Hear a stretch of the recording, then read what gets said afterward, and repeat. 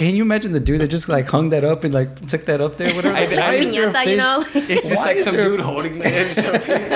It falls. Like, oh shit. Like who the fuck? He's like, let's hang this fish from the ceiling. Like, hey, that was cool.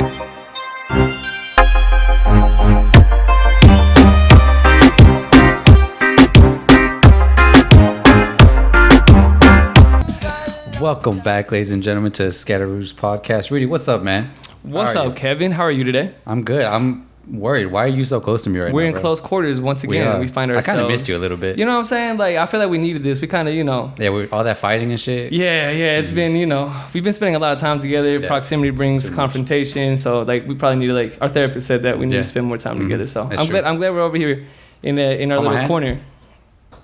Yep, I feel it. Oh, that was awkward. Your hand's clammy. You ever hold a girl's hand and like it's clammy? And you're like, oh, why am I sweating? Like, Nah, dude. No? Oh, okay. Nah. Sorry, just me. That's you. But welcome back, everybody, to the Scatter Roots podcast. As you can see, Kevin and myself are sitting in the corner, which means obviously, Kevin, that we have a guest with us today. Oh shit, is that why? That's one more time. Now, usually every time I start the podcast with a guest, I always ask the guest, "Are you nervous? Like, how do you feel?" But I feel like this is the first time we've been doing this podcast for what now, like 6-7 months. Mm-hmm. I think this is the first time I'm actually been nervous in a long time. Like after the first few episodes, I like lost it, but now I'm nervous again. I feel like I'm starstruck right now. But yeah, I'd like to introduce everybody to our guest this episode, Miss Annai. Woo! Hello. Dang, I didn't keep the sound. Where'd it go? Your soundboard is trash, bro. Dang, I don't know what happened. That's okay though. Everybody, we have our guest Annai here today. Thank you for joining us. How are you? Thank you for having me. I'm good. We're excited. We're excited to have you here. So, funny story. We all actually went to high school together. We didn't really know each other. However, we're kind of in our own separate quarters. But we're super excited to have you here. Kevin and I have been wanting to have an episode like kind of focused on food and kind of some of like, it's a huge part of our culture, right? Like food. Definitely. And like it's the centerpiece of like bringing family together and like where you get to like express yourself, right? Because you have like food, music, dance, like all these things that like are pillars of culture. Mm-hmm. And we didn't really know how to have a good conversation about food because Kevin and I can't cook that well. Can you? No, I can't. I can meal prep. I can make some chicken and rice. Yeah, I can put stuff in the microwave. That's about it. Now, I can make a mean drink. You know what I'm saying? If you need a bartender, hey, hit my line. Yeah, bartender Rudy. I got you. Hey, I got you. But so we thought it'd be perfect to bring someone on that not just can cook, but is exceptionally well at it and so good at it. You actually are somewhat of I think you're like on the scale of like Oak Cliff, like celebrities right now, like you're probably like top 10 right now. You're like hot. Like you are probably like on that list. Yeah, you popping right now. So you had the pleasure of being on Master Chef. Yeah. So that's super exciting. Shout out. Crazy experience. I feel like there should be more applause noises going on. I'm sorry. Your shit is trash, man. What are you doing? Nope. That wasn't it. All right. Anyway, continue. Here we go. I got you. Guys, delayed, but still appreciated. Sorry, we're not super professional yet. We're figuring it out. But we're excited. So you were on Master Chef. You're from Dallas, Texas, like I said. We went to the same high school. And yeah, tell us a little bit about yourself. Introduce yourself. Tell us a little bit about how you grew up, kind of your identity, your culture, your background, if you don't mind. Definitely. So I was born and raised in Dallas, Texas. Oak Cliff specifically. Went to Town Before High School. Lived a couple of years in Mexico, and I feel like that kind of defined in the sense of my cultural appreciation, being a first generation Mexican American. Even though I was small, I still remember like flavors, tastes, smells, sights, so it was very a vivid memory of Mexico. I haven't been back since, but I feel like I hold. Oh, you haven't been back since you came back? I haven't been back since I came back. Is there like any particular reason or? Well, most of my mom's family just moved over here, and my dad's family was the only one left over there. So once we moved over here, we didn't really. What part of Mexico was this? Durango. Durango? Oh, shit. Hey, shout out, boy. Shout out. You know what I'm saying? Great people come from Durango. Exactly. You know what I'm saying? It's just, it's a common thread, cut from the same cloth. That's what I'm saying. But so super cool. So you are the Mexican American. Yes. You said first generation. How has kind of you, like, how do you feel about being Mexican American? Like, what's that kind of been like? I love it. I'm not going to lie. I feel like I did have like a cultural crisis, which comes a lot, being a first generation Mexican American, because you're just like, well, I don't really feel like I belong. You want to be something that you're not, and then you're trying to be something that you are, but they're like, no, you're not really that. So like, ni de aquí, ni de allá, right? Hey, you spin right now. That phrase is kind of what got this ball rolling for Kevin and myself. Ni de aquí, ni de allá. So yeah, no, I think there's a lot of people out there that can relate. Definitely. To that kind of feeling. I feel like the point where I really hit, where I was able to actually appreciate my culture and be proud of being Mexican American, was when I went to college, when I had that actual culture shock. I went to a college with predominantly white people.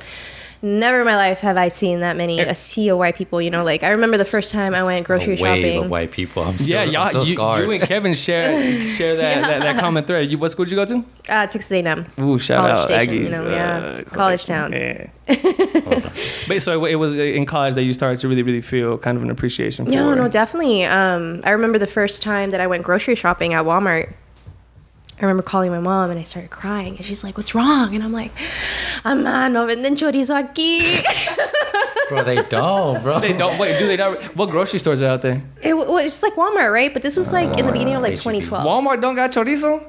No. Bro, no, dude. No way. I mean, you think the gringos out here eating chorizo like that? Bro, I mean, they gotta have something. I don't know. Dang, that's crazy. I think the HEB might have had some. I don't know, but I'm pretty sure. Until someone told me like, "Nah, you gotta go to Brian. Brian has a stuff." Yeah. That's all. That's where all the Mexicans are hiding. I'm like, okay. yeah. Like that's the thing. It's like Brian's like the next little town over, and it's like there's a large amount of like Latinos in Bryan. So there's like a Michoacana right there. Yeah. If you want a tortas, you go to Bryan. Exactly. Like, we're still in Texas, right? So I figured that there'd be.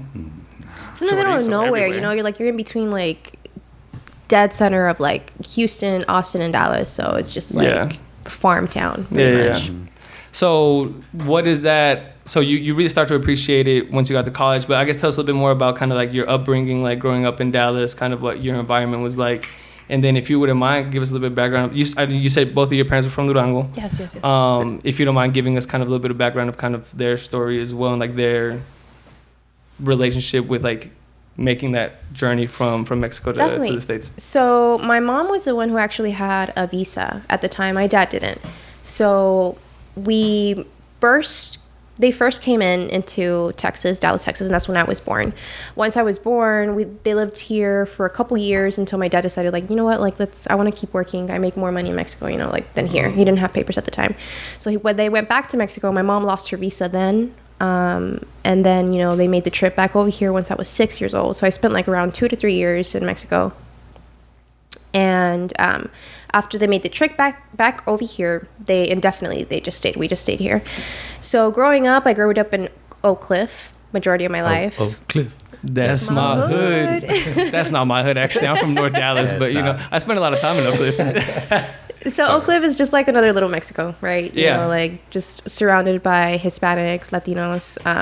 And I wasn't really exposed to a lot. It's a food disparity type of little place. Absolutely. Yeah, it's like a food island. There's not a lot there. Yeah, exactly. Just fast food, just Mexican food. So for me, growing up at least, all I ever had was just my grandma's food, my mom's food, Mexican food. I didn't really start to explore the world of food and the world of culture wasn't until perhaps like in high school, maybe just a little tad taste. Yeah. And it wasn't until eventually like in college when I started, like I first had sushi when I was like in my 20s. And that's like other culture, right? Like you were in your culture. Exactly. But you weren't I was in my exposed own to like little world. other, I didn't know anything existed outside of Oak Cliff. Oak Cliff was my world. Yeah. And where'd you go to middle school? Sorry. George Peabody Elementary School. Oh, okay. It's I know really that's right. hidden, And then what's the and then for middle school, I went to an all-girls school. Irma Lerma. Lerma. Hey, my ex went to Irma Lerma. Everybody went to, right? Yeah. Oh, yeah. Melanie Did went that to whole crew? Yeah, Melanie. Yeah. I need to stop talking about my ex on the podcast. Rudy, your therapist. I miss you. Someone play Drake. I'll cue it up. No, but okay. So then high school and being. What about your parents? Like, how did they feel making that trek back? Like, kind of settling into like the States and like their relationship? Because you said that your mom lost her visa. Like, how did they kind of make that trek over here? So they ended up, I don't know how, but they somehow got like plane tickets. I was the one who actually had to cross the border like in a car, I went because I had my passport, but I want to say like they got like, I don't know, some kind of like temporary visa. I don't know, but they got to go on an airplane. I was like, man, y'all hoeing. I've never been on an airplane before, and you're making me drive a car. You know, like. And how old? Yeah, you were. You I was said, like probably like 6 years old. Okay. Yeah. So they made the trip back here because they realized, you know, like most of my mom's family is over here, and it's a better life just for us. You know, like I was a citizen. My sister, my older sister was born in Mexico, and then my mom was pregnant at the time. So she's like, no, you know, I want to have my other daughter in the U.S. So they decided we're just going to be here indefinitely. Gotcha. So you have your siblings, it's 4 of us, all girls. Second oldest, yeah. Dang. And so you said you're the second oldest, but your older sister was born in Mexico? Yes. Okay, cool. Mm-hmm. What's that like? How does she feel about kind of her identity, if you know, like at all? Because my older sister was also born in Mexico. She was about 2 years old when she came to the country. So she's very much like a Mexican American, mostly American. That's like, we have like a similar kind of story, but nonetheless, she had to go through the process of figuring out, you know, let me get my papers, like doing that whole process, and that kind of jaded her a little bit, I would say. Yeah. Although that was a long time ago, do you feel like your sister kind of went through that? No, definitely. Being a dreamer, like I could only imagine, you know, like it's a different type of stress on you.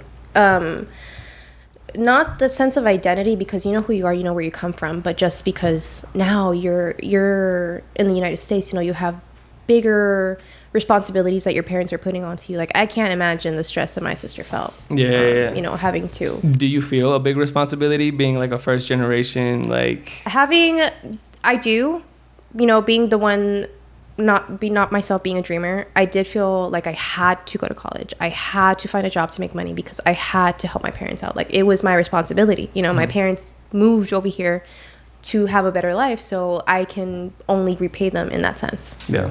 I think a lot of people can really, really relate to that, right? Yeah, she's speaking to my soul right now. Yeah, no, I think Kevin and myself have a similar motivation when it came to, you know, this sacrifice that our parents made, right? They came to the United States for, I mean, I'm sure for themselves, right? There's definitely like the sense of like, hey, there's a better life over here. But then once you start like having a family, it's pretty much for your kids. And so that sense of responsibility to like really make the most of it, because Kevin and I, well, all 3 of us, right? We all went to Townview, which is a magnet school. Irma Lerma is an all-girl magnet school. Yes. So like you see that investment in at a very young age, people with our circumstances. Now you definitely see maybe some other people not take advantage of the opportunity, but I think kind of that general sense of like responsibility to really like make the sacrifice that our parents made worth it, like it's something that a lot of people can relate to, which is like a beautiful thing, honestly. Mm-hmm.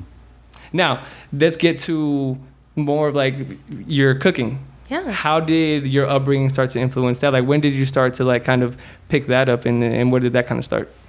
So for a while, once my parents moved back to the U.S., we lived with my grandma for a good bit, all through my elementary years. And it was then what I would see my grandma cooking. You know, I was a nosy child also. Like I was a huge fat ass, so I was always like, "What you doing?" You know, I'm a visual learner. You know, I learn quick just by seeing. So I would just see, and I'd be like, "Oh, let me try it." You know, asking questions just like a little kid. And I don't know. For me, I always been kind of like a little nerd in the sense of like science. I always like to see raw things come together into something like you would never expect, right? Like flour, water, bam, tortillas. What? You know? So it was crazy. How do you write down the recipe? I don't know how to make a tortilla, so don't ask me. I got out of the fridge. I can follow directions pretty well. So if I have like a guide, you know what I'm saying? Like I can do it, but like just it's like a science sometimes, right? Like, and you have to just like try. You know what's crazy when you see like, I'm sure you saw your grandma doing it. Like they don't weigh nothing. They just. It's all like, oh, that much. Asking your mom or your grandma for recipes, like you might as well it's not. It's pointless. Yeah, hey, bro, go ahead and hop on the YouTube. How much is un poquito? Like I don't know. Go ahead and hop on the YouTube and just do that. What unit of measurement is that? Yeah. Do you feel like you can do that now? Like you just got. Oh yeah, no, definitely. Dang. Like I'll be in the kitchen just grabbing spices. I'll be like Ratatouille, be like, shh, you know. Bro, like, that's my movie. Hey, Ratatouille, like top 3 movie of all time. Like I love that movie. I love that little rat. Remy, shout out to you, even though you're fake. So when did you start like? So you were like a little kid being a metiche in the kitchen. When did you actually start like making like your own food and kind of doing that? It wasn't until my parents got me an easy bake oven. And I was crazy over that. I'm popping out cakes, cookies, you know. I'll be like, what you want? I didn't know that was like actually a thing you could make. I thought it was just like a make-believe toy. Really? Yeah, I didn't know you could actually like use it to make anything. Yeah, no, it was crazy. You just stick in like a couple like cookie dough with water, stick it in, 30 minutes later, pop out like little cake. And it was just crazy, you know, like little kid, you know, like, I made this. That's super cool. Cool. And then when did you like get past the easy bake oven? When did you start getting in the real kitchen?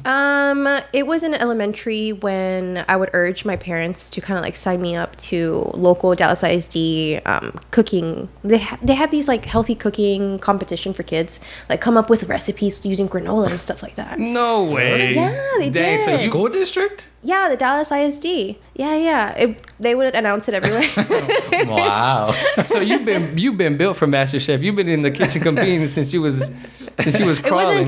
It wasn't timed though. That's the one thing. It wasn't timed, but no, definitely. I like the competition. I like being out there and just like, you know, putting things together, improving myself, and just trying to do what I love, you know? Yeah, for sure. Yeah, no, time flies. Oh, yeah, time flies. I'm sure like that, and we'll get back to it. I don't want to like start to like jump into that, but But even when we record, like we'll look up and it's been like 50 minutes. We're like, dude, what the fuck? Like, yeah, like where did the time even go? Even the other day when I called you, because like we do like a little like pre-interview like phone call. Like we had been on the phone for like 47 minutes at that point, and I felt like I was like jumping. I was like trying not to like hone in on like the specifics of a question because time flies. Okay, so you were in competitions. How old were you when you were doing those? This was probably like when I was in 6th grade.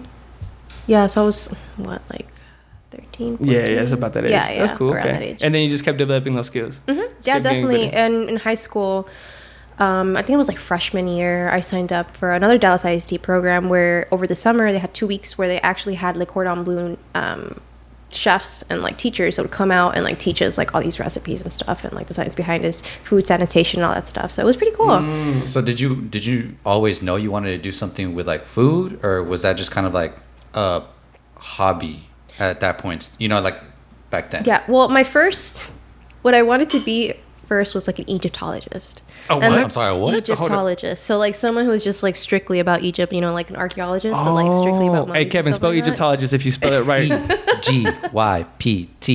EGYPTOLOGIST. Easy. Is that Easy correct? money. Yeah, come on now, bro. Egyptologist, come on now, bro. Okay, I It's guess not that you're hard. right. That's the thing, though. It's like specific to Egypt. Yeah, I was just, Really? I'm an obsessive kid, you know, so I was just like, oh, Egypt mummies, cool. I like it. I What want a to do nerd. that. I know. Hey, stop shaming people. He always shames me because I'm the nerd. Fuck you. It's okay. You outnumbered this time, buddy. It's all right. And then it was until like middle school where I started to like, oh, you know, maybe cooking's good. And that's the main reason why I went into business in Townview, because I wanted to start my own business, wanted to just like learn, you know, like the background of running or, you know, the hospitality. I think that's why I was asking, because you said you went to business. Yeah. And I'm like connecting the dots in my head. I was like, was it specifically to like start like a cooking business? Yeah, pretty much. Just to see the works, the hospitality, and just, you know, learn about the mind and the business and advertisement, all marketing. What like foreseeable like child like to like be in high school and be like, you know what? I'm gonna open my own restaurant. Let me go to a management school that focuses on business so I can learn how to operate that. Like, Yeah, what were you thinking about in high school? I don't know what I'm thinking about now. I'm just here living. But no, that's super cool. So you were doing all this like during high school. Yeah. Where did from like before that, do you feel that your like culture kind of like crossed over into your food? Like, how did that feel?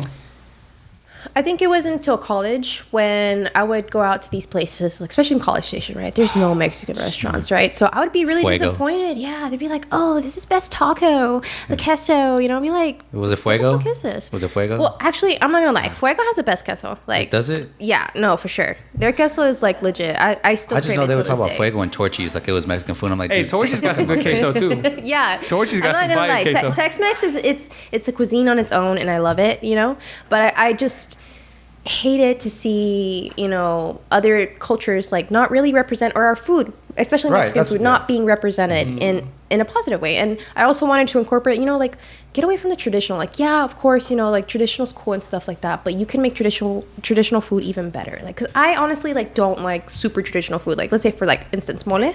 My mom makes it with chocolate. I hate that. I was shit. finna say, bro. Like, No I was way. one of the questions I wanted to ask you was like, if there's like a Mexican dish that like everybody likes and you don't, like you don't. That fuck was with, one that's for mine me, too. mole. I hate Mole? mole. Like, Because why? it's sweet. Like it's for me. Yeah. But it's just- good. You like mole? no. I don't like mole. It's eating like mole. chicken and chocolate. That's so gross to me. Like it's just ugh. I feel you on that. I hate mole, and everybody's like, "What? How do you not like mole? Like, You're not so Mexican." good." Yeah, I'm like, "Fuck you." Where do you sit on the menudo pozole argument? Definitely pozole. I'm a really Let's go. Relax, I'm so sorry. That was. I'm a texture person, you know, and menudo, just the thought of having like intestines in my mouth is ugh, no, I can't do that. Gross, Kevin. Kevin loves intestines in his mouth. I don't know. He's kind of weird. I have an exotic No flavor comment. palette, all right? Uni pho with tripe. God, man. All this shaming. I like both. I honestly like both. I love pozole and I love menudo. I like both. Yeah, the concept, I think, is exactly what you're describing. Like, I just can't get over that. Exactly. It's kind of weird. This is the same thing why I can't do oysters. Is, no, the I love oysters. Oh, you get... With tapatio, sal y limón. Ooh, ya se armó, bro. Gross. Oysters are good. So you don't like traditional food? Or I guess it's like not what I do you like jump it, into. but I like to put my own twist to it. So, for instance, for like mole, I'll just opt out the chocolate and I'll make it spicier. Okay. Yeah, and like another instance, like tres leches or flan, it's a texture thing too as well. Soggy cake. You don't like tres leches? Oh, man, I'm sorry. Soggy cake. Yeah, tres leches I'm not a fan of either. Yeah, you know what? I'm done with this. I just can't. I'm just playing. Hey, you can walk off. It's fine. You're not the star of the show today. You're good. You're good. No, tres leches, I feel the same way about tres leches. I'm not a big fan of like a really like spongy, like wet, like I feel like I'm drinking a cake. Yeah. And I don't even like cake. That's great. No, It's a great time. No, if I want to, Two in one. I'll get a milkshake if I want to. Exactly. Why not both at the same time? The texture. You're such a weirdo. Yeah, I'm not a big fan of tres leches. Flan, I really do enjoy. I think that was just like a childhood staple for myself. Me and my family would always go to a restaurant. Hey, you know, there's like American flan and like Mexican flan are like two different things. Like there's like two different. What? Yeah, there's like flan napolitano. It's like a little bit more grainier. It's less like custardy. It's just like American flan's like very jello. You don't know this? No, I did not know this at all. There's like a particular style of flan napolitano. Look it up afterwards. And what's the difference? Is like a grainier texture? I don't know. I mean, there's a difference obviously in the way that it's made. I don't know because I don't know how to make flan, but there is a difference. Like American flan and like Mexican flan is two different things. I don't. No clue. Okay, I love flan, so I mean. No, yeah, me too. I love it. Flat advocate over here. Yeah. So tune in next week for my keynote. Hey, yeah, will you make a video of you making flan? I got you. Hey, you can be like a guest star on like Annai's like one of her reels. Let me not commit you to something she probably doesn't want. Like just scratch the whole project. Yep. So your twist on traditional, what does that like look like for you? It looks like the dish that got me the apron. You know, Yeah, I know. That's your shit, girl. Bro, the fact that you can even say that, bro, that's super cool. And what was that dish, if you don't mind telling the people? So it was a medium rare steak filled chile poblano on top of red rice and tomato sauce with Oaxaca queso and cilantro. And you got 4 yeses. Yes. I peeped. Yeah, even Joe told me like, "Hey, you want to make me another one?" Yeah. Joe was vibing with it. There was one person that critiqued a little bit of it. I can't remember. I don't think he didn't like the salsa. Yeah, Aaron. Yeah, he told me add some more chipotle. I'm like, bro, it's a tomato salsa. Aaron, not Aaron. But I tried his advice so the next time, and I'm like, you know what, he was right. This still fits. I mean, he's Aaron Sanchez for a reason. Right? The GOAT, bro. You know who Aaron Sanchez is? Did you? Yeah, no. At Food Network, he was always on Food Network too. But I thought he was Aaron Sanchez, like always. Like I've never heard him say Aaron. Well, I don't know. He changed his name, I guess. I don't know. If he says now. Aaron. There was the one contestant. I forgot her name. She didn't make it on the show, but she Aaron. Invited her to be like an apprentice or something. She was super cool, sweet, like a very lovable story. Girl. Yeah. But yeah, she would really enunciate his name, Aaron. I was like, this is making me uncomfortable how much she's saying his name. I'm like uncomfortable in this moment. So that's what your twist on traditional looks like. Yeah, so mixing in a little bit of American and mixing in a little bit of Mexican. That's what I am, so that's what I try to show on my dishes. And do you feel like that's just kind of like what happened because of your upbringing? Like it's just like these two worlds colliding? Definitely. It's two worlds collide and food collides too. I had American food with the mix of my mom's and my grandma's Mexican food.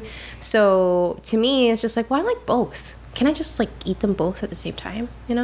And that's when the creation started. I know recently I also did some Elote Wings. Oh, those are so bomb. So imagine like elote en vaso, but like in wing form. Super delicious. I can't imagine this at all. I have a video on my Instagram showing you how to make it. Oh, okay, I got you. I'll check it out. Oh, maybe I did see that. Hey, there's an elote behind you. Hey. That's the regular elote. But have you ever tried anything that like was like, oh yeah, this is not it? As far as like food? Yeah, like let me like make this twist on like this dish, and then it was like, maybe this. Is maybe I should stick to the traditional on this one. Maybe the traditional, does it for me. Honestly, I mean, I don't want to say. Nah, bro, her hits. I don't think so. Nothing but bangers out of her kitchen, bro. Nothing but hits. She don't miss. All hits, no misses. Along the same lines, did you ever get pushback though, like from like your own family, like let's say your grandma or your mom or whatever, like if you put a twist to one of their dishes, they'd be like, this doesn't taste right. What are you doing? You know what I'm saying? Like, oh no, never. Okay. They were always very supportive. Okay. They always liked my food. I guess they always told me, like you have a hand, like your food tastes good. Mm-hmm. So I was very grateful in the hands that I was given. Very blessed. But yeah, no, thankfully. You think it's all in the hands? What do you think makes a great cook? Like patience. Patience and the willing to learn, because that's why you suck. It's true story. It's a lot of trial and error. Practice makes perfect. Honestly, sometimes in the kitchen still, I'll find myself like, "Fuck, this didn't turn out." Or sometimes it'll be like overly salted dishes, and he can attest to that. Like, it's just like, bro, this is not it. I'm like, dude, tell me about it. You don't gotta eat it. It's okay. But but that's what it's about, right? You just gotta like, try. Yeah, you just gotta try it. You gotta, if you don't do it, you'll never know. That's super cool. What would you say like you like took the most from like your time like at MasterChef as far as like that was concerned, like the criticism that you received for like some of your dishes? I think criticism that I think they could see the vision, right, where I was heading.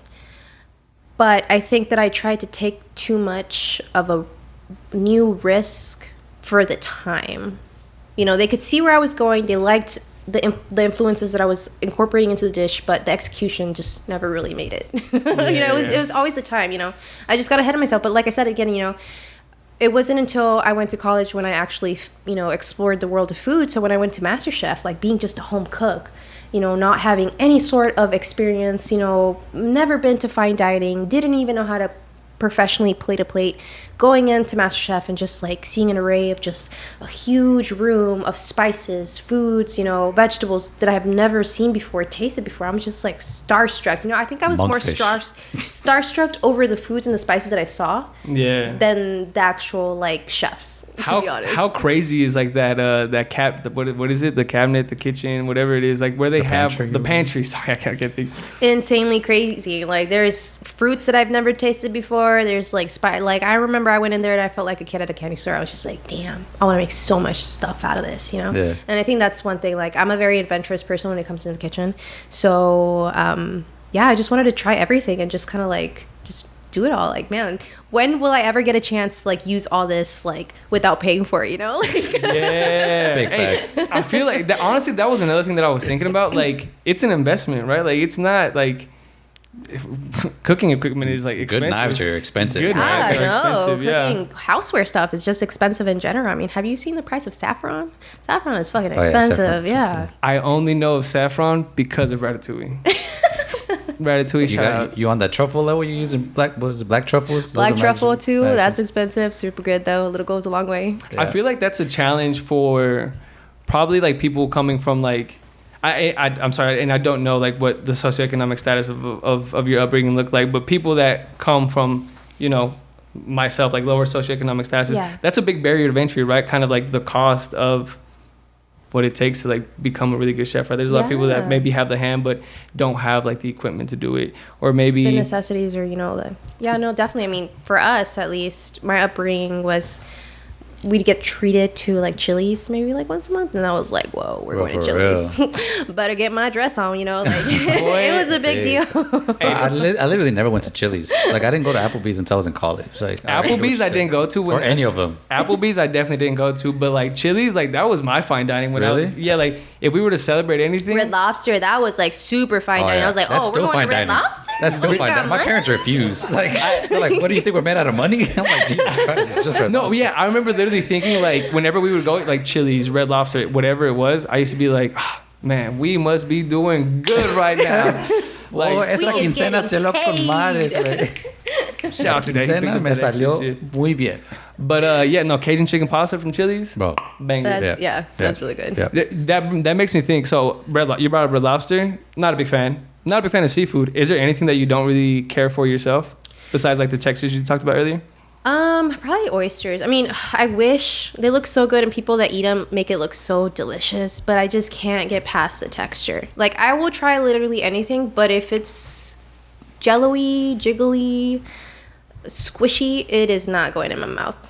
I'm sorry. Kevin's the opposite.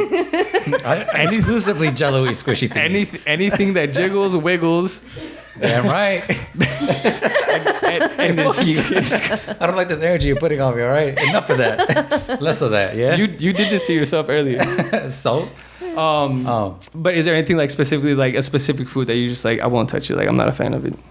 Or like a cuisine, like, I don't know, Asian, Indian. Yeah, that's kind of what I mean. Because like seafood, African. Like I have a very childish palate, if I'm being like very honest. Like I grew up, like I'm the dude that orders chicken tenders at like a fine dining restaurant. It's true, he does.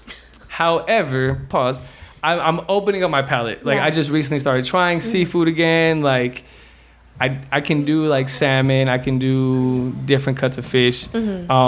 But it's taken me a long time to get there. Is there any like specific like seafood, Asian food, like something that like doesn't really like tickle your palate? Or you're just a chef, so it's like it's all. I don't think so. I mean, I was picky, picky when I was growing up, and I think that's why. Now that I'm older, I'm just like, you know what, like I'm grown, you know, like what the fuck, you know, like I got to start, you know, having a grown palate. And not only that too, I like exploring through my mouth, you know, like visiting different cultures. Yeah. Like I can't wait to find like an African restaurant so I can try that fufu stuff that they eat with their hands. It's so good. Like they just be eating that stuff and I'm like, damn, that looks delicious. It's like I don't know what it is. Amazing. Have you never had it? No, I've never had it. My best friend in college, shout out to Collins, and he actually lived here with me for a few years.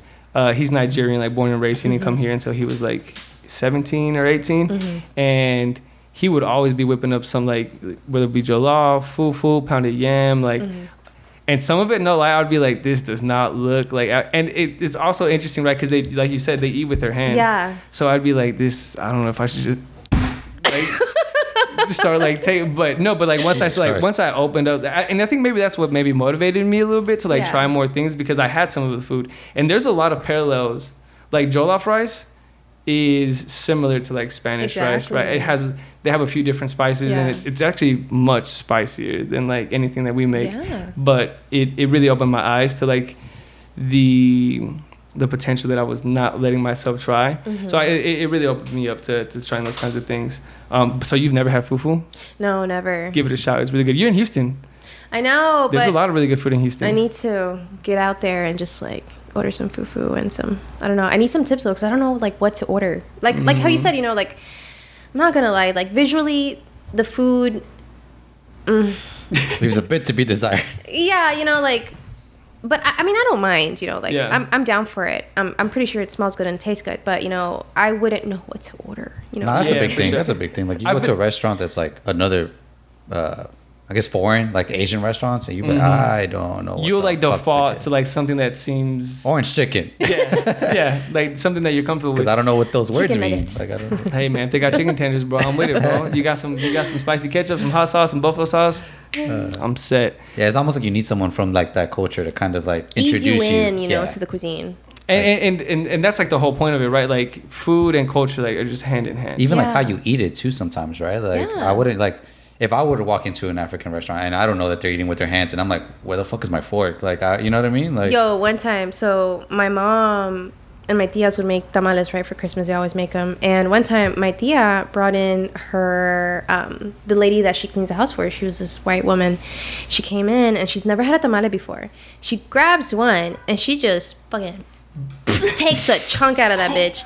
And we're just all like, with the husk? Horror in our eyes. We're like, what is she doing? And then she's like, I'm like, white people. You're not supposed to eat it like that. Well, she didn't know. She didn't know. Sure. She didn't know, you know? Yeah, it's not your fault. You're uncultured. That's what I'm saying. So imagine going into a restaurant doing that stupid shit in front of everybody. So everybody be looking at you like, the fuck? Is you high right now? It is your fault for being uncultured, actually. That's funny. So y'all like showed her how like no, she was like, you gotta peel it, you know. Did she like that part? Yeah, she loved it. Everybody loves tamales. She's like, this tastes much better. Yeah. Much pleasant, more experience.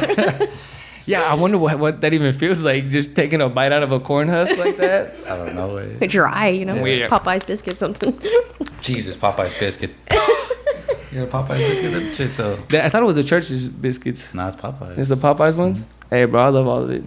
That was one thing that I would definitely growing up, like Popeye, like all like the little like and that's maybe like where like it came from. I just feel like I don't want to blame my parents, but I guess I wasn't like pushed to like finish the vegetables on my plate. I wasn't pushed to like do this, and it's important. Definitely our parents, like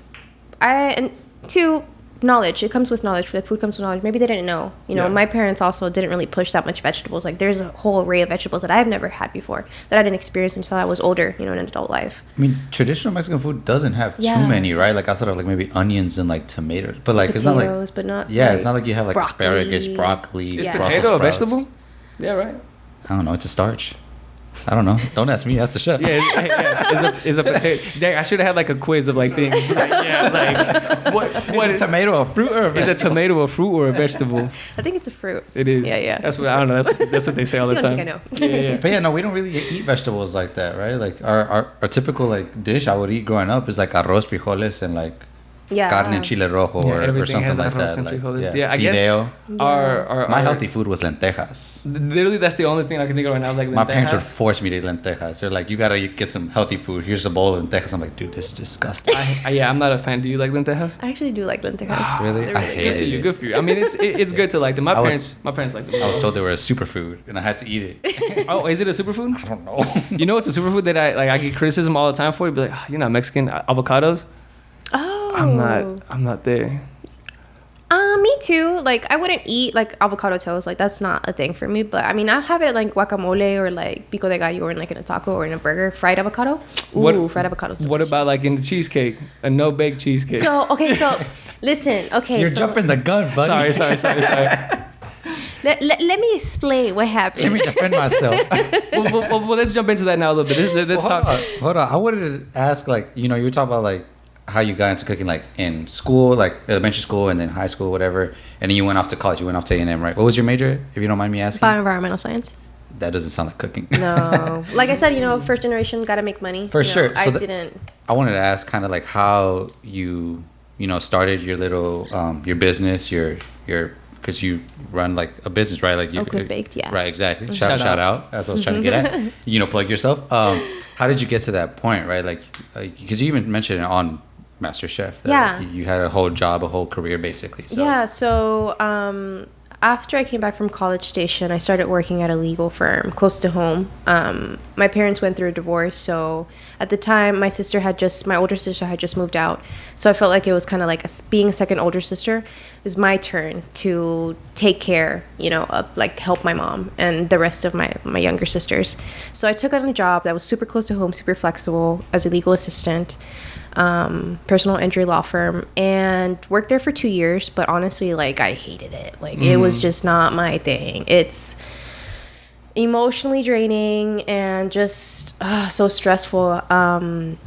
It's mentally exhausting, right? Mentally exhausting. Like, you know how they say that not to take your work home? Like, you couldn't, like, I would talk to these clients face to face, hear their issues, like I'm such an empath too, I would feel for them. Yeah. That I would literally have like nightmares, be concerned, like wake up in the morning, like, oh my God, did I do this? No way. Yeah, it was really bad. And it wasn't until one day I was going to work, and it might sound like sad. I was like crying, I was like, I don't want to go to work. Like, this is so ghetto. That was me yesterday, honestly. This is so ghetto. I don't want to do this anymore. I'm like, how can I make more money? So a lot of people would tell me, like, dude, just sell your stuff, from a long time ago. But I never actually went for it. I'm like, no one's going to want to buy my stuff.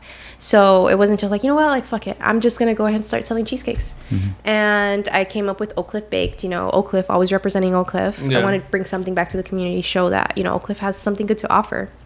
It has talent. So I started doing that, and my 8-hour work days turned into like 18-hour work days. I had 2 jobs at one point, working as legal assistant and then coming home, clocking into my Oak Cliff Baked and like baking all the way to like 3 a.m., getting all these orders done. And it was just one woman team. I was doing all the marketing, all the baking, shopping, and like doing everything I could to put myself out there.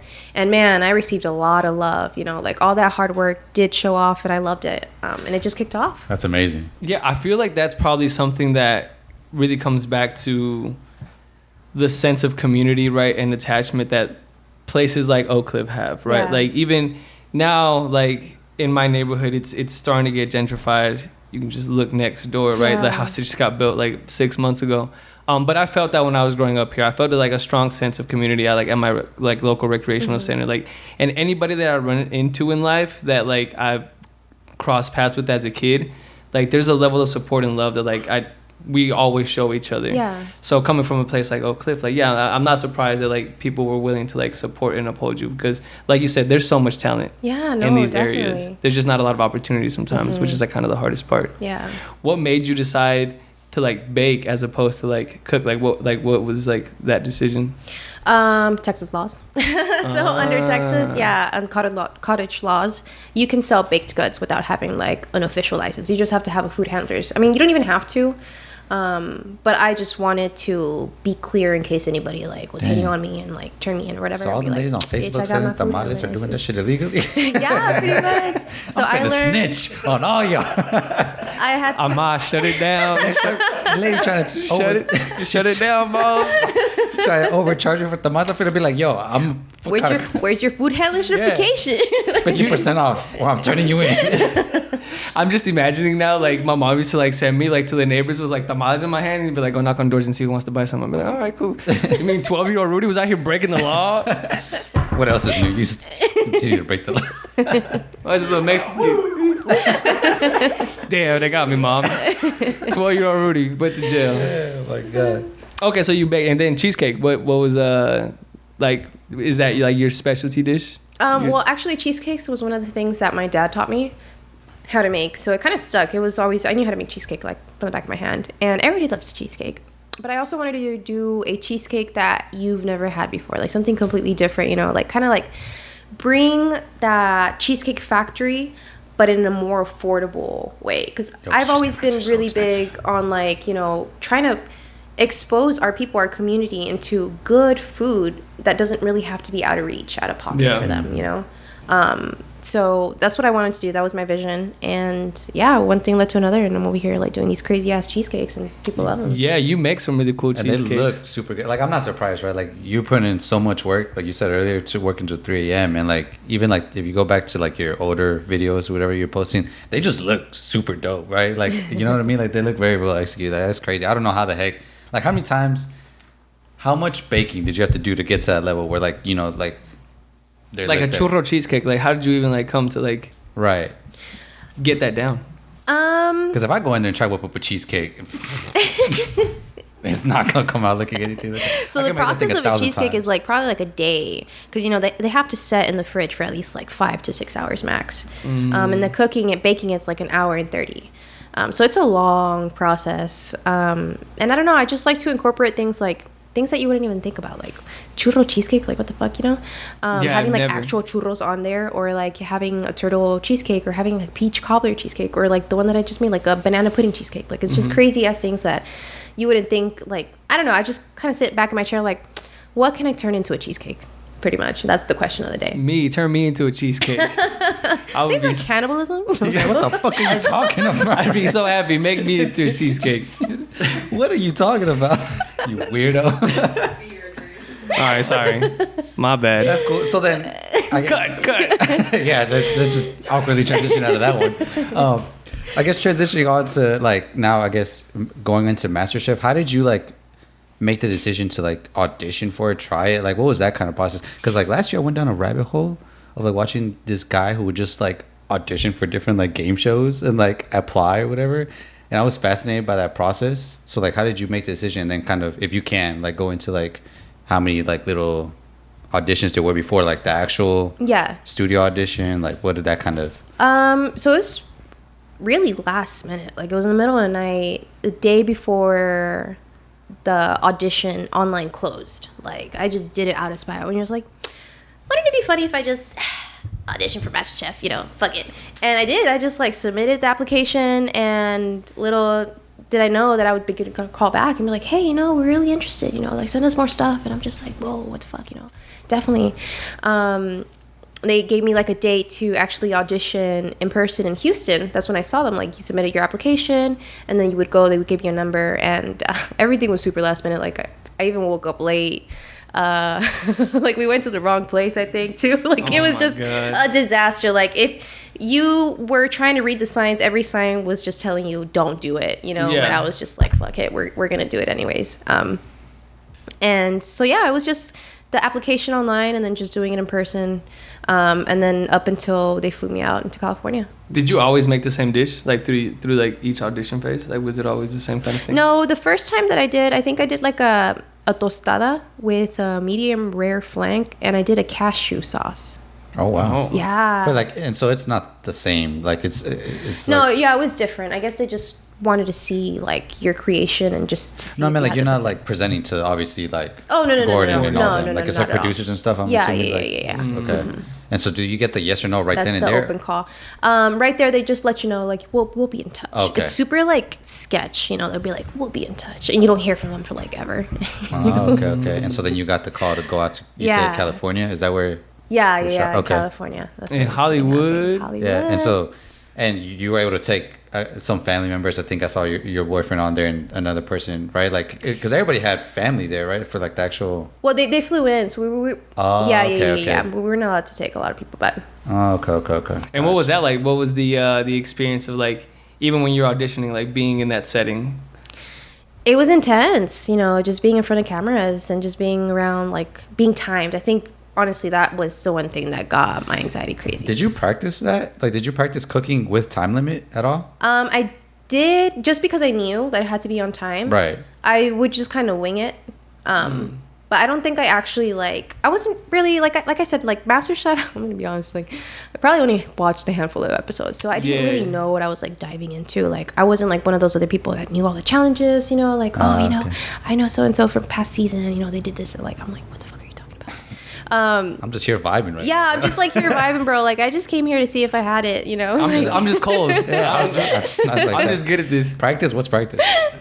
So I feel like I just kind of winged it all, you know. Like gotcha. To me, the true, I guess, test was just to see if I actually had a skill. You know, to me, like once I got the apron, for me, in my eyes, like I won. Like I proved to myself, you know, like I beat thousands of people. I got 1 out of 15 aprons, you know. That's so crazy. Yeah, and so usually MasterChef has I think 20 people.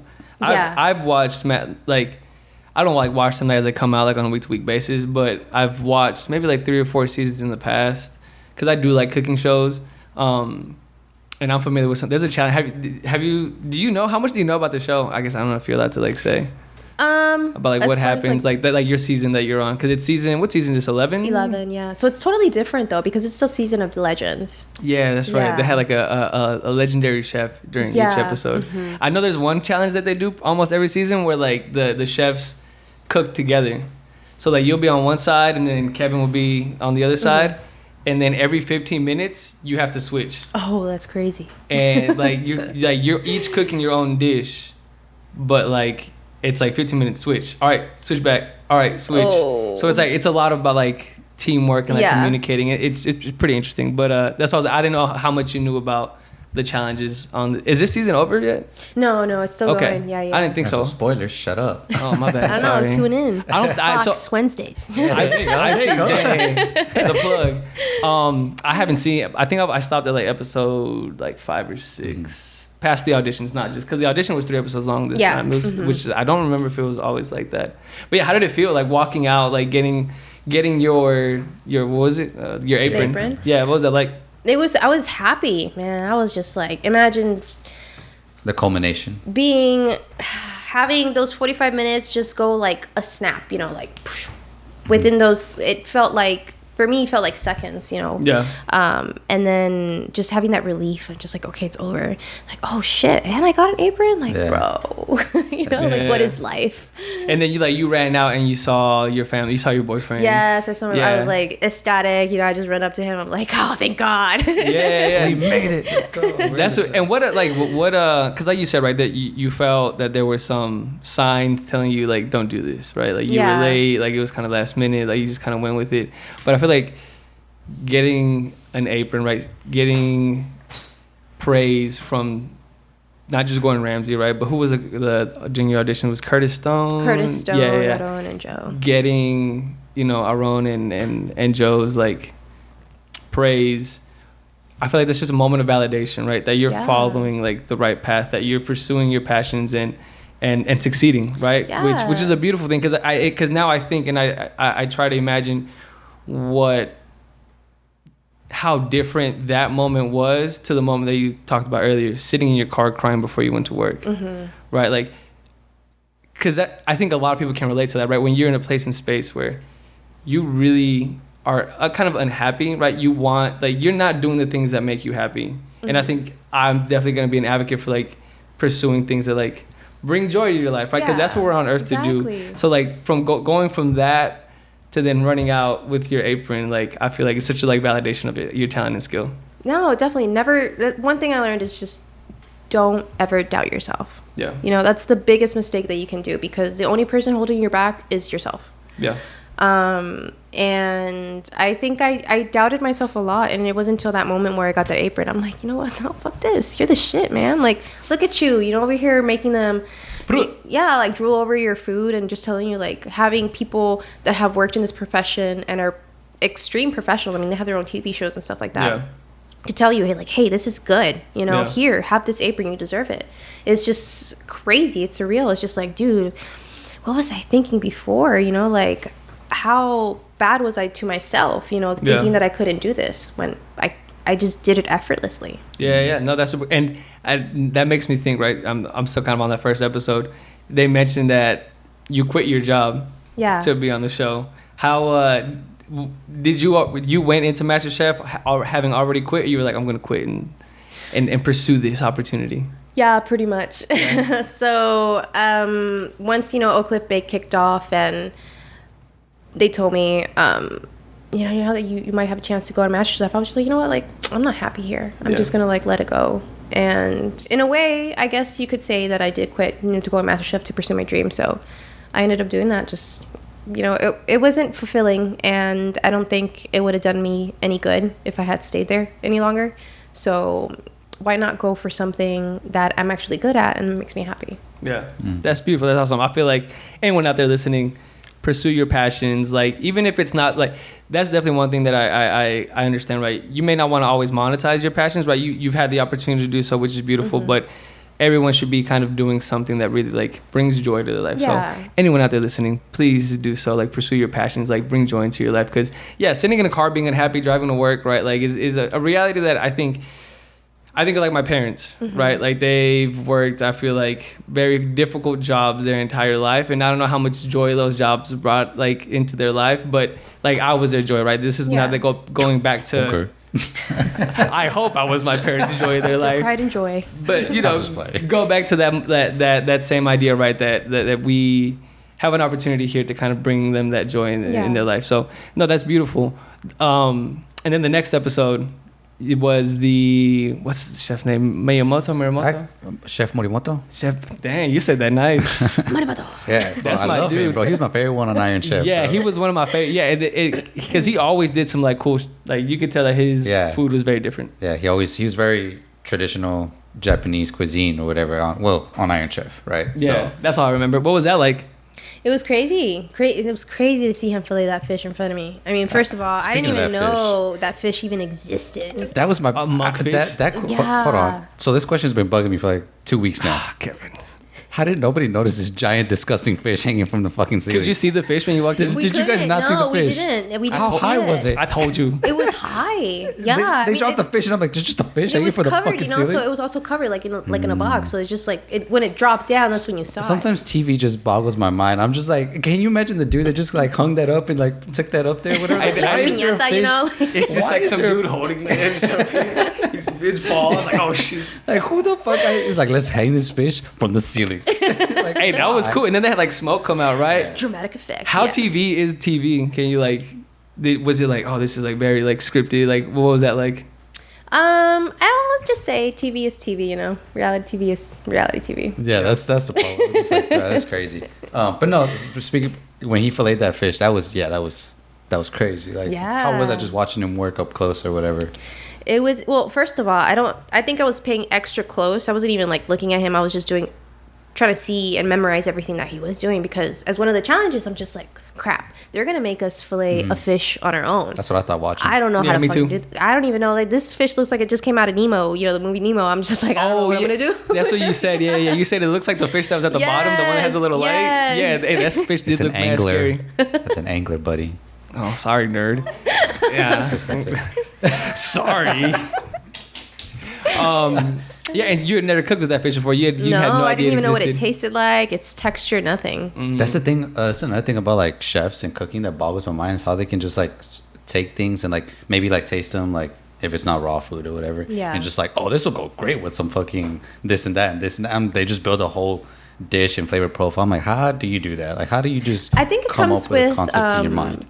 Past dishes that you've had, right? Because I feel like that's how I tend to look back. Let's say like for fish, when I had fish and chips, I was like, damn, this fish would taste really good in a taco. But if I add some like coleslaw, you know, but like not that nasty coleslaw with mayo, but like a lime vinaigrette coleslaw. And this is what was going through your mind. Yeah, exactly. I'm just like, what if I put this and this and this? The same thing with cheesecakes, you know, like what if I add this, you know? And I'll write it down. I do like research and development, look up multiple recipes or just like write it down, draw a picture of it, you know, visualize it, and then go from there, and it'll just take off. Interesting. What were you thinking, like, whenever you saw, besides the fact that you thought maybe I have to fillet this fish, but like, what was like your thought process thinking, like, okay, like, what am I gonna make out of this? It was just that, like, this looks like it'd be good in a taco. Well, I knew it was a firm fish, right? So I'm just like, well, if it's a firm fish, like its texture was firm, easy taco because it's meaty, right? So it's, who doesn't like a meaty fish taco? So yeah, I'm not gonna hold you. I don't like fish tacos. Yeah, but you know, for sure, I see the vision. I see the vision. Yeah. Okay, and then the next episode was, what was the challenge on that one? The next episode. That was a baking episode. Yeah, the baking one. Yeah, I know that one. You want to talk a little bit about that episode? So my idea was, you know, I want to show that avocado is such a beautiful, what is it, like a fruit? Or like a that's fruit, a great right? question. Yeah. It's got a big ass seed in it, right? Oh yeah, Johnny's shaking his head. It's yes. a fruit, yeah. I wanted to show its how do you say, like range? It's range, exactly. Range. And it's, you know, Latin food comes from like Latin culture, so I wanted to incorporate that with something that I love, you know, cheesecakes.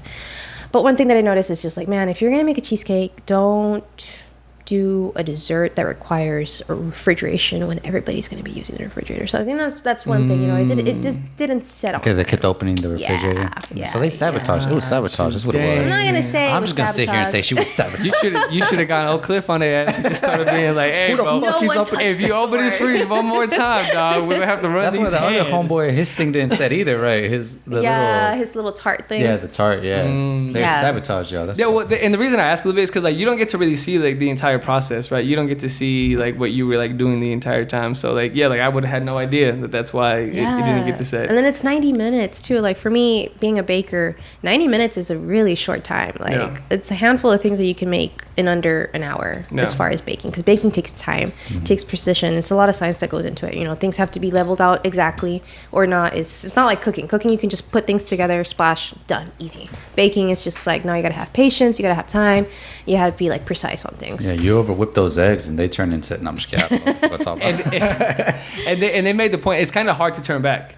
Like once you decide what to do, like when you're cooking, you can kind of like, oh, I can change it up. I was gonna do this, it's not gonna work out. I can make this dish instead. No, it's hard because then you gotta run all the way back to the pantry and like find your ingredients and like run back over here. Speak that real quick. Do you know what happened with the tortillas? Like, how come they didn't come together or whatever? Do you know? Like, Man, I think it was just that's right, for your tacos. I think it was just strictly, maybe I had to put in some flour or something. I don't know, but it was just like really grainy. Like I've done tortillas like with maseca though. And I think maybe this was like artisan shit, you know, like white people stuff. And it was just too like raw for me that I didn't know how to work with it. So whenever I try to do it the way that I knew how to do it, it just didn't work out. And maybe, I don't know, in the midst of panicking, it just didn't. That's right. I forgot about that, the tortilla thing. Dang. Did you get a lot of flack from back home from be like, dang, you fucked up a tortilla? I did. Everybody's just like, damn, you call yourself a Mexican? I'm like, bro, not even Mexican American. That's the American, bro. That's the American twist, man. That's super funny. That's hilarious. And so, but they were very open about like even in and when they were tasting your food, there was still like a lot of praise for like what you were trying, what you were doing, and the talent, it was obviously there, right? Like they were really appreciative of that. Like how much did you like appreciate kind of the feedback that they gave you, and like what was your biggest takeaway? I think biggest takeaway is I understood that they saw the vision that I was heading to, but the execution wasn't always like the best, right? Yeah. I think they knew that I was a little bit too adventurous in the sense of trying to make things that were a little bit out of my comfort zone. I didn't really play it safe, and it just got the best of me. But I did take their criticism in a very constructive way. You know, I'm glad I didn't cry in front of them. I would have been like petrified if I did. You know, did you get close to crying like when you were in like the crunch time? Like how much? Like I feel like such an emotional like it's because it's so heated. Yeah, the first challenge I did tear up, and I think I cursed too. You did. I remember. Yeah, I remember that actually. Yeah, I remember the kind of fuck these tortillas, man. Where's my seca at? Fuck that flour, dude. Yeah, I think like the time like was it when the time stopped and you were like shit or like something like that? Yeah. Just seeing, you know, like I wasn't happy with what was on the plate, and just the nerves of being timed and like running back and forth and just looking at the time and like doing everything fast paced, and just being in a different kitchen. Like I always say, like being in the kitchen is much like dancing. It's like a dancing partner, right? You got to know the ways, you got to know how you move in the kitchen, because it's also very fluid. So when you're like put in a new kitchen, it's just like you're given a new dance partner. You don't know the grooves of the oven. You don't know which is the hottest spot of it. You know, like it's a whole. What a beautiful analogy. That's like why dancing. I can't cook. I can't dance. Yeah, I can't dance either. It's all starting to make sense. Did y'all have to draw sticks to see like where y'all's station was in relative to the pantry? Because you was all the way in the back. No, just random. Okay. Yeah, whatever. No, you got to run extra. I was like, man, is this like a running competition, or am I like, what the? There's a lot of like, and you were wearing heels in one of them. I think I saw you, weren't you? Yeah. Dang.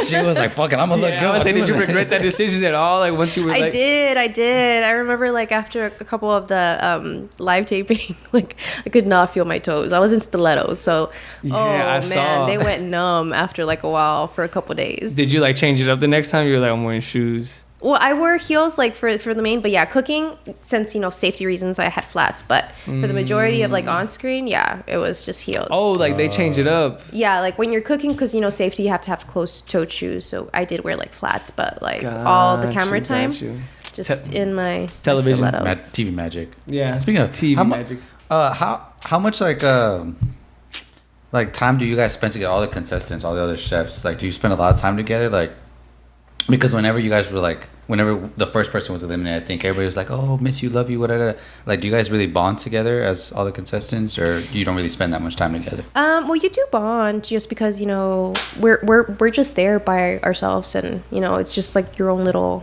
group. So you get to see them, you get to, I guess, just like talk to them and stuff. So they're the only people that you have, you know, at the time. So in a way, it's like making new friends. I mean, who better to make a friend than someone that loves to cook just as much as you do, right? So you instantly click. Gotcha. But it's not, well, I don't know. I'd be like, man, fuck you. I'm going to take you down. Yeah, like there's like the competitive side to it, right? Like, and there's been seasons past where like there's been some personalities that like people didn't like, right? Like, yeah, they're kind of like the drama and like, stuff. Yeah. No, I think this group was just they're all very just passionate about cooking. I think that was just objective. No one was ever like mean or really about like, oh, I'm gonna do this no matter what. Everybody was just like, no, I really hope you do well, you know. That we know yet, right? Like we haven't seen. Know yet. Yeah, like, what if like stay tuned. Yeah, wait for TV, man. Because that guy Tay, he's up to something. I just know. No, I'm just kidding. Oh, the black dude, the one that you're talking about, right? Tay. No, I'm kidding. He looked dope. I like. Yeah, I liked him a lot. Do you have like anyone that you're kind of like rooting for, or are you like not allowed to say? I don't want to be. Yeah, put her on the spot, bro. Yeah, it's fine. Don't put me on the spot like that. I want everybody to win. I want world peace. Yeah. Well, you know what I'm saying? Like all of them. If I had like someone all to win. Hey, I at the end of the season, I have someone that I'm cheering for. I'm trying to think right now if I can remember. Tay's cool. I like Flippin' Duda. That's what I like. Flippin' Duda. I forget her name. She's the older lady. Mary Jane. Yeah. Oh, she walks so slow to the pantry. Like she's like. Yeah, watch your step now. She got really excited for like Paula Deen, right? Mm-hmm. And then she, not Paula Deen. It's what was her name? It was Paula Deen, right? No, Paula Deen was on it. Paula Deen is problematic, I think. But she was on. Wasn't she on? Problematic. Yeah, she was on there. Yeah, what are you talking but about? she was in the. It wasn't Paula Deen. Yeah, she was in the audition. Paula Deen was in the auditions. But it was. Oh, okay. You're right. Sorry. Yeah, it was some other. I forget her name. Sherry Wood. Is that her name? Sherry. Yeah. Yeah. Sherry Wood. I don't Yeah, know she who got. Do you know who? Do you know who she was? Did you know? I knew of her. I didn't. To be honest, I didn't know most of them on there. I'm really specific on like I tend to follow just more organic, like more local type of. Just because I feel like they're more relatable, right? Gotcha. They yeah, had Michelin stars and like all super fancy and stuff. Like I said, like I wasn't really big into fancy, never was exposed to it. So to me, it was just like, I mean, I knew Emerald because I used to watch when I was little with my dad. See the one that goes bam? Yeah. I was literally about to do Bam! He's not the one that wore Crocs, is he? No, I think that's No, that's Mario Balotelli. Is that? Yeah, yeah. that's the one where it's Crocs. And he's in hot water right now. Have you seen that? Is he? No, I don't know. Wait, Yeah. Mario Balotelli? Is that his Yeah. name? Is that the soccer player? Oh yeah, maybe I'm thinking about I am thinking about the Italian soccer. No, but Johnny's gonna get you on that one. That's awful. It's not Mario Balotelli. It's something else. I always mess something up. It's kind of like a running thing on the podcast. And Johnny, our video guy, always fucks with me because of it. No, but what's his name? It's close. His first name is Mario. And Yeah. it's like Batelli, right, or something like that. Starts with the B. Yeah, it for does sure. start with the B. Yeah, I don't yeah. know. He's like a redhead. He had played, Yeah, But he's yeah. in hot water. Have you seen that? No. It's like he and Joe actually owned a restaurant together, and it's like I don't want to like. This is us, right? This is me speaking just facts, but it's like sexual harassment charges actually. Oh. Yeah, it's pretty serious. I don't think Joe was involved anyway. He's just the Yeah. owner. It's Mario that was that's in the hot waters. It's the Crocs. Yeah. It's just the Crocs, Crocs. man. Can't trust Yeah, the guy in both. Crocs. Yeah. Do you wear Can Crocs? we get Crocs Are you- out of here? don't- Can we I get don't- Crocs I out of don't here, own Crocs. please? Yeah. Like, stop. with Though Crocs. I heard they're really comfortable, like in cooking. So I don't know. I might try them out. Stop with the Crocs, I please. can never. PSA to everybody, please stop wearing Crocs. Yeah, please. In sport mode, I don't care what mode you got them hoes in. Like just leave them hoes at home, please. Oh my god. You know, going back to actual Oh, sorry. Yeah. One thing that you said on the show that like really resonated, kind of like stuck out to me, and you touched on it a little bit earlier, was when you were speaking on like traditional Mexican food, and I think you said something along the lines that I want to show that it can be like upscale, it could be nice. Yeah. And I've always thought that about Mexican food. That's very much like a food of poor people, kind of like not for lack of a better way to phrase it. You know what I'm saying? It's a lot of traditional Mexican food comes from people that work, in a rancho or whatever, and they, tortillas todo a mano, like just very cheap, inexpensive things, right? Like it's not. Yeah. So like that was super interesting to hear you say that or whatever. So like, how do you? I guess you already talked on it, but how do you go about elevating Mexican food into that kind of like realm of like higher cooking, higher finer dining a little bit while still maintaining accessible? I think it's just all about presentation.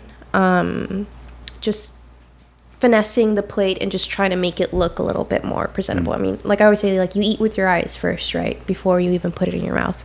Before you even smell it, you see it. And like you said, a lot of Mexican food is just like splattered on a plate, here it then. So I kind of want to like, I mean, exactly how don't my get me mom feeds wrong. me. I love it too, like, yeah, give me all the food, let it all touch, like the more the merrier. Yeah. Is there really people out there that don't want their food to touch? Weirdos. I'm one of them.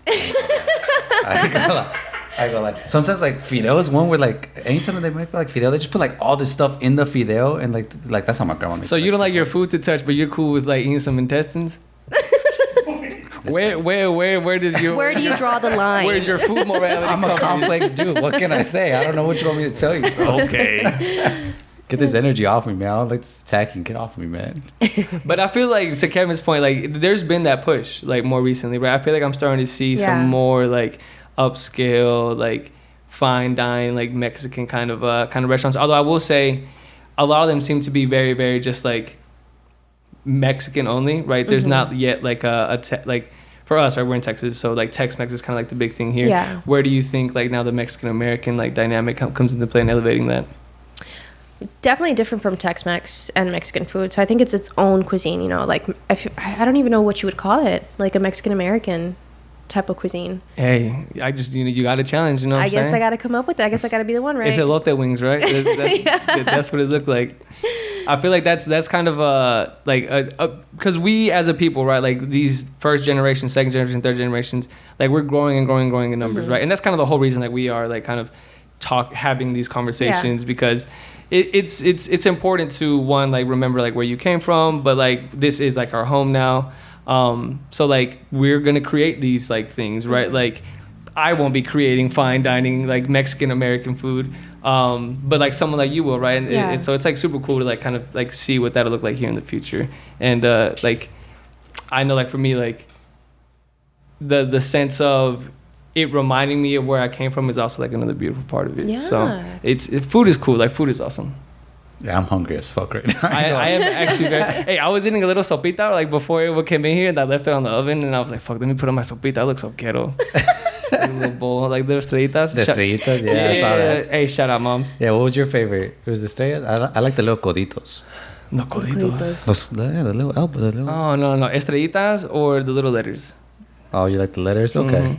Okay. So I could spell out my girlfriend's name in the soup. I miss you. Stop. Oh God. hey, which one? You know who I'm talking about. Okay. You know who I'm talking about. You said where she It's went all to a joke. Earlier. Just ignore it, please. It's all a joke. Comedy style. Starts crying. I miss you. I miss you. So like that kind of brings into like our next kind of like thing though, not the girlfriend stuff. The elevating Mexican American. What's next, kind of for you? Like, what do you see yourself kind of doing to expand your footprint now? I definitely want to tap into bringing that type of experience into my community. You know, like Oak Cliff, like communities like Oak Cliff, right? I want to have that available for people where I can provide like a space and present them with like a 5-course, dinner, and they can invite their friends and just be able to be in a safe place, really to experience food with your friends and loved ones, because nothing is better than having food and sharing food with the people that you love. Yeah. It's definitely an intimate experience. So I hope that I can do that one day, where I can come up with my own 5-course meal and be able to present that to the community and be able to do it affordably too, because like one thing, man, food is expensive. Healthy food is expensive. That's why you see a lot of like fast food restaurants in like low communities, because ultimately that's all they can afford. Yeah. And that's definitely like something that we haven't like really touched a lot upon, but like coming from lower socioeconomic statuses in like neighborhoods, like you mentioned earlier, like it kind of happened in Oak Cliff. Like it is a food island. Like even like grocery stores, like going to a grocery store to buy fresh produce, to buy fresh meats, like is very scarce. So I think that's just something that people don't really think about, people that don't come from like these areas and places, right? Like it's expensive to be poor. Like having to like travel 20 minutes to your nearest like Central Market, HEB. We don't have HEBs in North Texas, but like wherever it is to like get this fresh food, right? So like, it's definitely a challenge for like our communities to like kind of uplift like even healthier like standards, right? Because fast food, all this stuff, like it's kind of not that thing. So like I think you're exactly right. Like, hopefully that kind of happens, and hopefully you're a part of like bringing that. That's super cool. Yeah. What about for Oak Cliff Baked? Oh, for Oak Cliff What's Baked, next? I definitely want to. Are you gonna do a name change? I don't think so. Yeah. I like Oak Cliff Baked. Like, you want to get Oak Cliff Baked? What you mean Oak Cliff Baked? Well, let me show you. It's super cool. It's catchy. She got her sales pitch already. No, it's super cool. It's cute. It's catchy. Like, how long you been running that now? Is it 3-ish? I want to say, I think I started in 2019. So for around 3-ish years, yeah. Okay, cool. Yeah, but you're operating out of Houston now. Yes, out of Houston. So I'm trying to show the Houston people what Oak Cliff is all about as well. I definitely am planning to do a lot more time in Dallas too, because I miss my hood. Like I gotta bake for my community again, and I owe it to them. They're the ones who brought me up here, and they're the ones who supported me and showed me love since day one. So yeah, if you need like a little apprentice like in Dallas to like make the 1 or 2 cheesecake orders, hey, you know what I'm saying? Do not trust him. I listen pretty well. You know what I'm saying? If you show me how to do it, you want all your cakes to show up late. Then he's your guy. All right. I will be a little tardy, but the flavor will be there. You know what I'm saying? No, just don't. All right, sorry. But yeah, no, I think the community definitely misses having it, because I think like even Johnny was saying before. He looks so down bad, right? It's like, I miss my cheesecake. He ordered a cheesecake from you a while ago, and then you left, and he hasn't been able to get one since. But we got one now, Johnny. So you and your ex and him and the cheesecake. Right? We all miss somebody we love.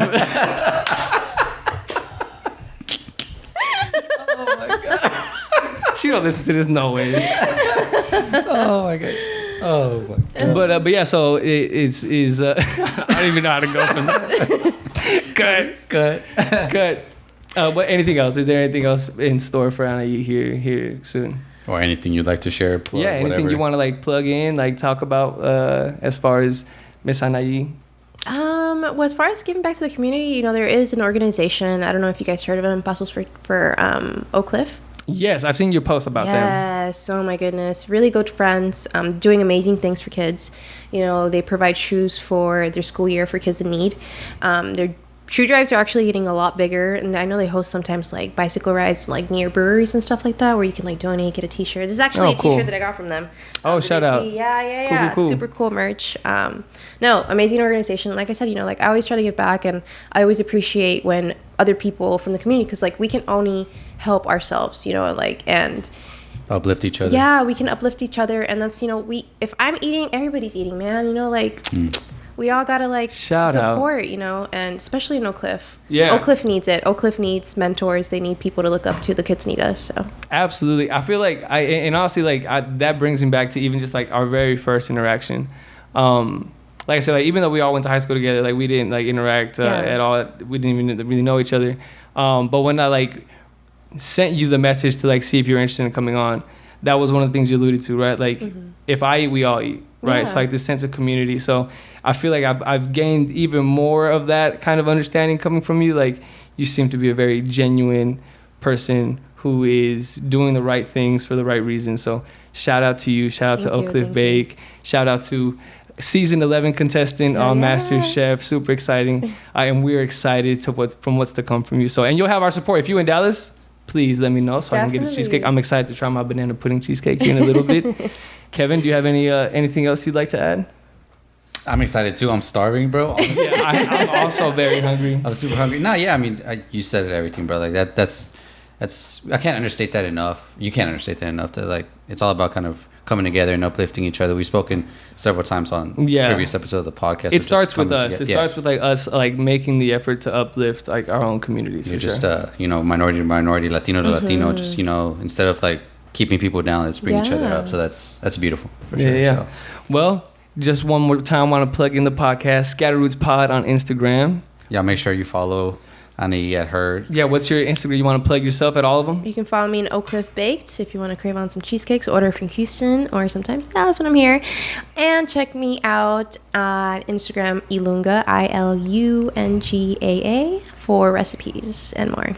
Shout out. Because her recipes do look pretty good, honestly. Yeah, no, actually, yeah. Sorry, I was about to get close to ending. But your reels and all that stuff are super interesting. Like, what's that process look like for you? The process, oh man. It's challenging, right? It's a long process. I mean, from like filming it to cleaning to like eating it to, just putting everything away. It's a good 2 to 3 hours, and then reducing it down to like a minute, right? Because I want to grab that attention, and I don't want, like, nobody wants to see a 5-minute video, like, to be honest, unless like it's really interesting, which is like a couple people, but I gotta get the momentum first. So I gotta keep making these like 1-minute videos to keep the attraction and keep that like the eyes. You do a good job. Like honestly, like I think from people that are making some sort of level of production here, right? It looks very good, and being a one-woman team is hard. But I will say that you just mentioned it right now. Is washing dishes like the worst part of the entire process? Yes, it's so much. I use so many dishes. Like yikes. You gotta like pretty. Wash while you cook. That's the only way that I was able to do it in college. Yeah, but that's so boring too. I'd rather just like put it all to the ends and just like face the mountain of dishes later. That's why you got a man too. You know what I'm saying? Go ahead. You know what I'm saying? He gets it. No, hold on. Hey, he gets to eat, so you know what I'm saying? Nah, I'm just playing, bro, my man. I be just playing this. Man, you just throwing shots everywhere, bro. It's okay, bro. It's okay. It's his ex. It's his ex. He's projecting. That's what it is. See, I'm glad you're here to call him out on his bullshit. All right. I think he's done. This podcast is over. Yeah, it was like low key. I think that was maybe one too many jokes now. All right. But with that being said, Kevin, any final remarks? Not after that one, bro. All right. Just hey, don't forget, follow the page, Scatterroots Pod, Rudy.dtx on IG. Coach Kev Ortiz. We want to say thank you so much again to our wonderful guests. Thank you for having me. And y'all have a good rest of your day. Stay blessed.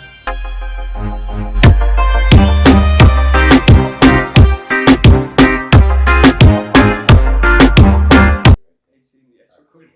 We didn't record an episode one time. We like finished the end of the episode and we never hit record. What? Yeah, this was before we brought you into the picture. We were still figuring shit out there. Shut up. Thanks, Johnny, for saving our life.